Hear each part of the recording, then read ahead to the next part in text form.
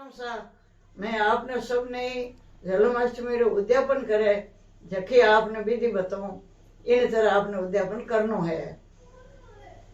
पन्नी जे पन्यारे पछ बाल बच्चों पेट में पड़े जन बे जन्म आठो उद्यापन करनो पड़े। आर तो लुगाया ने नहीं उतनी पड़े एक हाक्यो वे बचारी मां रेवे जेकने वो उद्यापन देवे जोड़ो तो कपड़ा देवे बचारा कपड़ा देवे भले ही ओडणी हाथ वे तो पोतड़ा वोतड़ा सब देवे नव लाडू बनावे होंठ गोंदरा बे उद्यापन रे हाथे जेकने बचारी मां वे एक बिन उद्यापन देवा जेकने बे लाडू हाथे देवा।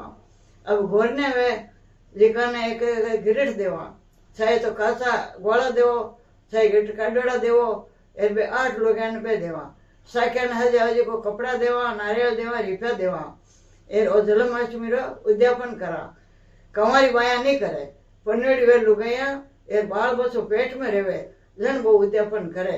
अगर कोई बाल बच्चों नहीं जावे तो उद्यापन करे तो उद्यापन री विधि आई जाए इन तरह उद्यापन करनो चाहिए। इति श्री राम राम सा